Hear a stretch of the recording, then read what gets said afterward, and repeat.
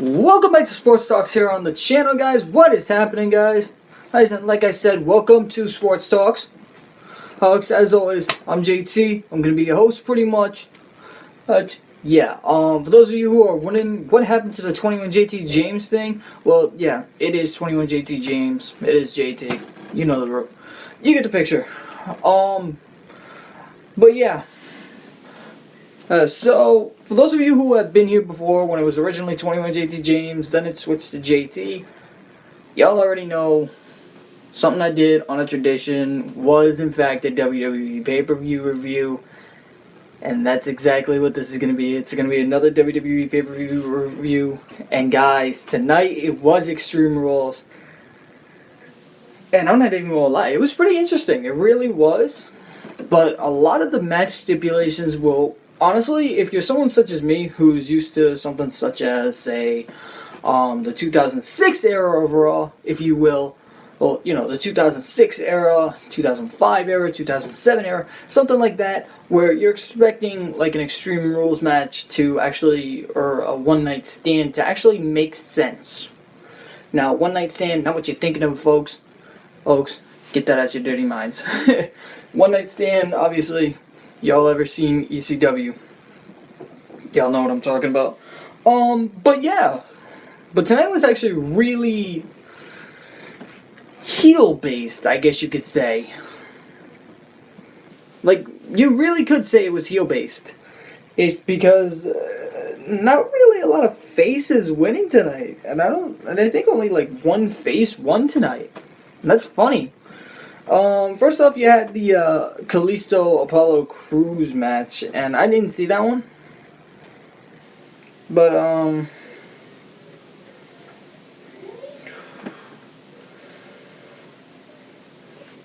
I honestly think this protege. Alright, so long story short, I just read that. I didn't read it all. I just read the end of it. But yeah, I'm gonna say it like this. Why? Why are they having Apollo Crews team up with Titus O'Neil? Like, are they trying to push Titus? Are they trying to find a relevance for Titus? Are they trying to find, like, a script for Apollo? Because I feel like Apollo could do really well on his own. And I really don't think he needs this, like, help with Titus, if you will. But yeah, and it was unbelievable. It really was that match. And well, I didn't see it, but I heard it was pretty good. But you get the picture. And honestly, I think that Apollo is going to be dropping Titus soon, and I think that rivalry is going to start up. And I'm actually going to talk about the next Raw pay-per-view, which the name in and amongst itself would piss you off. But next, let's actually go to the Intercontinental Championship match between Dean Ambrose and The Miz. And this match, honestly, one of the matches that did not make sense. Now, y'all probably thinking, why did this match not make sense? Because honestly, it was a stupid rule. It really was. As you had a case of if Ambrose gets disqualified, he loses the title. What happens? What else happens, folks? What else would happen? The Miz shoves Ambrose into the ref. And I guess it's a part of the storyline where they just want to give Miz the championship. Honestly, I think this is probably going to be one of his shorter championship reigns. I really do. Where it's probably going to be like a month or so. But honestly, I know that they're probably going to give Ambrose another shot at this. And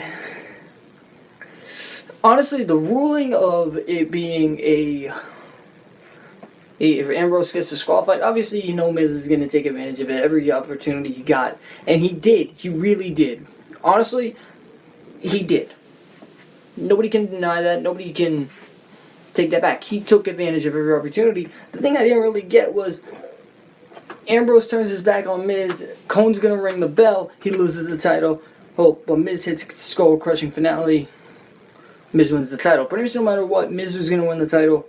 well, because of the current situation. However, that's where you kind of got to ask yourself, what is this going to set for down the line? Like, is it going to be a no disqualification match next? Is it going to be, something where Maurice can't get involved? Because you got to remember, Maurice did get thrown out at ringside. So that might be addressed tomorrow night on Raw. I can't be certain about it, guys, but it is something that you got to look out for because obviously Miz is going to want to run his mouth. Alright, we know Miz.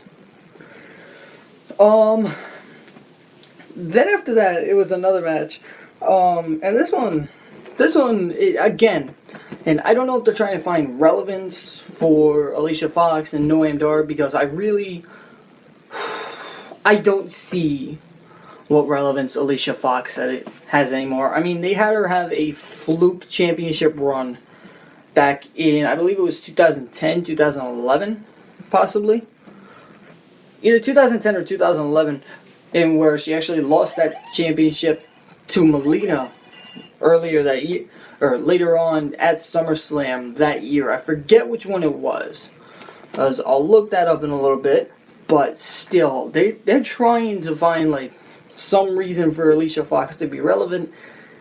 Putting her in a rivalry against, something such as a Sasha Banks, and to even give her a win, like one win against her, I find that to be ridiculous. And the fact that they want to just turn around and sit, and adding the fact that today was supposed to be Rich Swann's homecoming. I guess they were just trying to find like a reason for Rich Swann to compete at his hometown, but I doubt that's the reason why. That or they were just trying to find a reason for Sasha to compete, but I couldn't tell you. Oh, but Rich Swann, he's something else, guys. I'm not going to be surprised if he actually turns around and he captures that Cruiserweight title back from Neville. And I'll get to that match in a little bit. But the next match that I actually want to talk about is a match that kind of wasn't really defying, but it was very good. It was good, but it was also one-sided. It was a kendo stick on a pole match. I haven't seen one of these in a while. Well, last year, if you guys know me, last year I went to Extreme Rules. We did not see this. And there are reasons why I'm glad I didn't see it. I think last year the women's title match was, or the Divas title, the women's title match I think last year was a submission match. Do you remember or don't remember? Yeah, I think it was it was a submission match because I think it was Dana Brooke interfered. That's beside the point, guys. But about it, kendo stick on a pole match, Bliss versus Bayley. You had to know once Bliss got that kendo stick. You had to know that there's no chance Bayley's gonna get it. I thought WWE would actually, give Bayley a shot to get the kendo stick, but it was not meant to be. And unfortunately, the reign for Bayley is over. And the question really is now is who is the next number one contender for Alexa Bliss? Whether it being Sasha Banks or whether that would be Nia Jax. Honestly, I would not mind seeing that. I would not mind seeing a Nia Jax Alexa Bliss feud because that would kind of really be, for the women's division, that would really be a test of David versus well, you get the picture. Or a mountain versus against a rock. I don't know. Best analogy I could really think of, guys. Where you got big Nia Jax, who's like 275, and then you got little Alexa Bliss, who's like 5 feet. And that's actually, and to compare that, guys, I don't mean to put my girlfriend on the spot. My girlfriend's 4'10"3/4. So that's about 1 1/4 inches shorter than Alexa Bliss.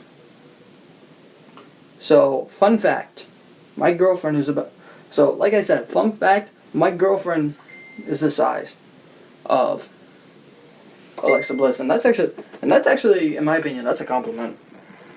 And because there are not a lot of divas that you could turn around and say that. So, but I love my girlfriend no matter. But side note, guys, I love my girlfriend no matter what. I'll bring her up and everything. Side note. Oh, I love my girlfriend. I really do. But yeah, Alexa won that match. And again, it's going to be a case of going into the future, who's going to be the next contender, how they're going to decide it. I personally, I could not tell you guys that, and that's something that I'm actually looking forward to. As to who they are going to go ahead and give the next opportunity to. Now, the next match, this one I kind of found to be bullshit when it was announced on Raw, and it kind of was. It was the Hardys against Sheamus and Cesaro, and the Hardys had won a match, or Matt Hardy had won a match on Friday, or on Monday. Right, he won the match on Monday. And the Hardys were given the stipulation choice. And it was either it could be any match they thought of. And I was convinced. Everybody's convinced that, it's the Hardy Boys. It's got to be a TLC match. It's got to be a ladder match. It's got to be, something along those lines of a ladder match. But they go ahead and they pick, and this made no sense, and it kind of brought me back to, I believe it was Survivor Series. He's back in 2001, if I'm correct. Where the Dudley Boys and the Hardys faced off, and spoiler alert, in a steel cage match. Now, I don't know what the ruling is on a match. I don't know what the ruling is on a steel cage match. However, the ruling of Jeff Hardy going on outside interference, coming back in, and then it's going to be a double elimination again, I really don't think that, makes sense. And a lot of people are going to say, the Hardys' feet might have hit first, this, that, everything in between. Hey, what's up, sports fan? And, it's Kev. What's up, Kevin? But yeah, that's something that really got me. It was the fact that the Hardys, out of all the stipulations that the Hardys have chosen, and you can ask someone such as Sports Fan, or you can ask someone such as Kevin. Kevin's been watching this stuff since, Kevin, how long have you been going back, man? 1996, probably further than that, man. And you can correct me if I'm wrong, man. But knowing the Hardys, if it's one match that the Hardys will always pick, or if it's one match that the Hardys should have picked, it definitely should have been a TLC match. Now, and sports fan or Kevin, you can actually correct me on this if I'm wrong, and I'll probably call you up on this. The ruling for a steel cage match: if one person goes over the cage, right? And say, for example, and I'll even use this match. Jeff Hardy went over the cage. Both feet hit the floor, right? 16 years he's been watching. Alright, so pretty much that gives you perspective. Now, Kevin, I gotta ask you this, and I might call you up on this. And I think that's something that I'm gonna do, because I actually want your opinion on this, because I believe that it's honestly, I believe, a legitimate hate argument. So, Kevin, give me a sec. I'm gonna call you up real quick.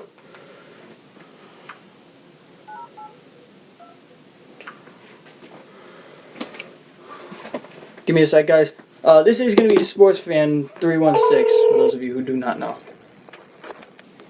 Your call has been forwarded to... Alright, he's not... Alright. But, Kevin, nonetheless, pretty much the question is this. Pretty much, say for example... Or no, not say for example. Jeff Hardy, he went over the top rope. Or he went over the cage, both feet hit the floor. Does that technically mean that if he goes back in, he does not have to hit the floor again? And again, this is a guy who's been watching this shit for 16 years, guys.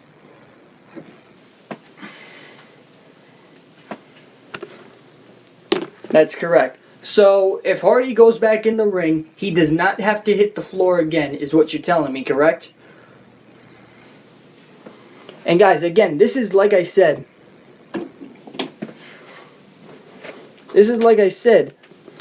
And this is a ruling that whether WWE just came up with it, and whether WWE just came up with this rule or whether they did or didn't, this rule, in my opinion, is absolute bullshit because I don't think that's ever happened before.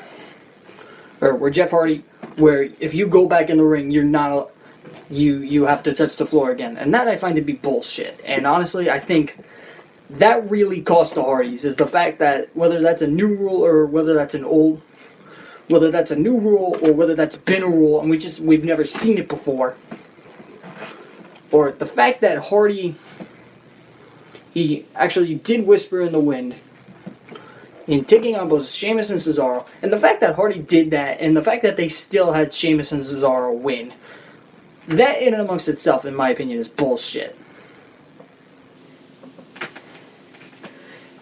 And that's kind of gonna be my little rant right there. And this one, I kind of feel like the Hardys kind of got screwed, both in the match type and in the match, because technically, guys, again, this is if you watch old school. The ruling has usually been if your feet hit the floor, or it doesn't matter what the hell happens, and both partners have to escape the cage.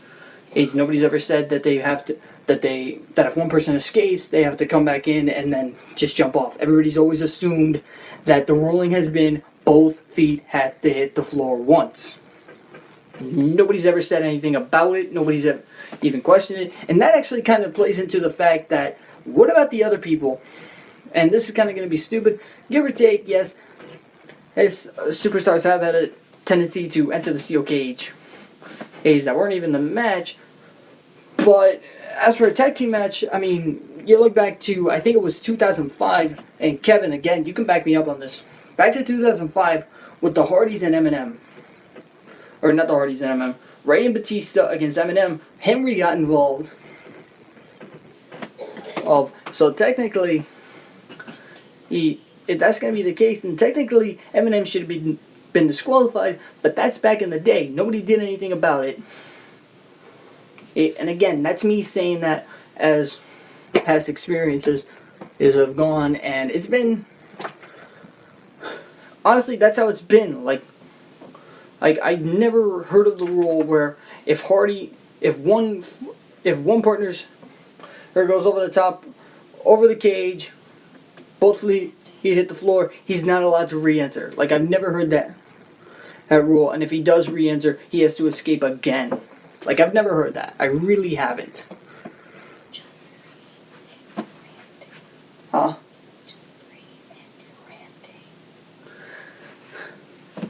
I get it, and guys, I know I'm ranting, but I mean, it's how it's been. Like, you gotta remember, I've been watching this stuff for about, this is, I think, my 13th year for watching WWE.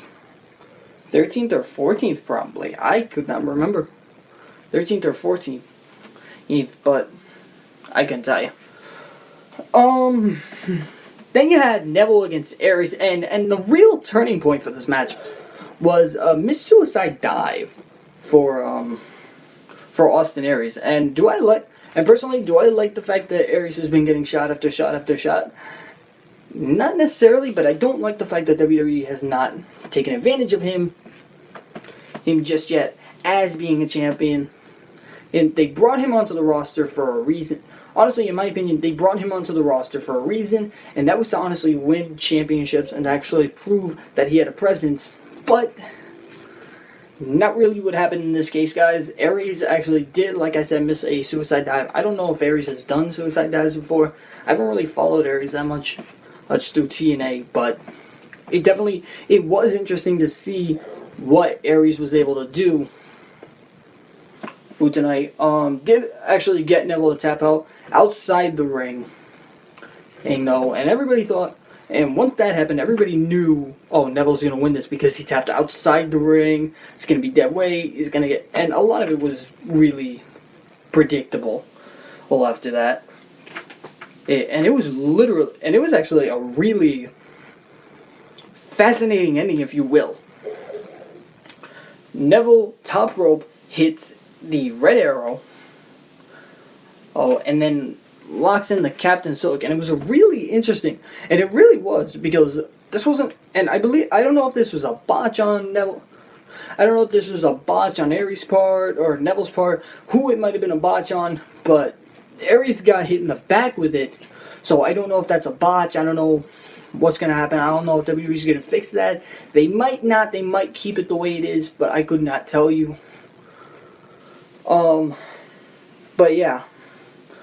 But now we get to the main event, and honestly, it was a pretty damn good main event. I'm not even gonna lie, it really was. Some of it predictable, some of it not really. But we have a dream match coming up, folks, and it really is gonna be a dream match between Samoa Joe and Brock Lesnar. Spoiler alert as to who won the match. Yes, folks. Samoa Joe is your new #1 contender for the Universal Championship. Now, this is going to be interesting because I believe that this means that they are going to make Brock Lesnar a face. And I can actually appreciate that. I really can. And because of the respect that, and honestly, you could probably see it, because honestly, he's been showing respect to someone such as a Finn Balor, and he can actually, and even Heyman said it, he recognizes is someone such as Finn Balor, and he recognizes his game and his match, and everything, and it's been interesting. It really has. It's been interesting, to say the least, and I enjoyed it. And I honestly, that personally would have been a really, really good match between Balor and Lesnar, but personally, I don't really think that I think a lot of people would have known who won that match. And this match is actually going to be really good. It's actually going to test Lesnar, or in my opinion, because you're going to have Samoa Joe, who's a submission specialist, but he can kind of match Lesnar pound for pound if you think about it. The only real difference I could really see in this match is the fact that Lesnar has the advantage in the ground and pound match, and it's really, and like I said, that's probably going to favor, and in my opinion, that's going to favor Lesnar throughout the match. It's going to make sure, it's not going to ensure him the victory, but it will do a lot of damage. The fact that he's going to go pound for pound with Joe, and if Joe does decide to go strike for strike with Lesnar, personally, I don't think that's going to be the smart move. And the real question is going to be is what rivalries are going to be out of this match? Is Wyatt going to be wound up facing Balor? Is Reigns going to face Rollins? What rivalries are we going to take out of this match? And honestly, that's again an I don't know. But the one rivalry that we do know that is going to be coming out of this match, it is Samoa Joe versus Lesnar, and that match will be taking place 5 weeks from now at Great Balls of Fire. You're kidding me, right? Great Balls of Fire.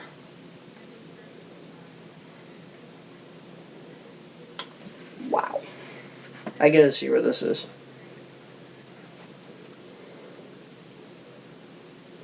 I have never heard that before, folks. Great Balls of Fire.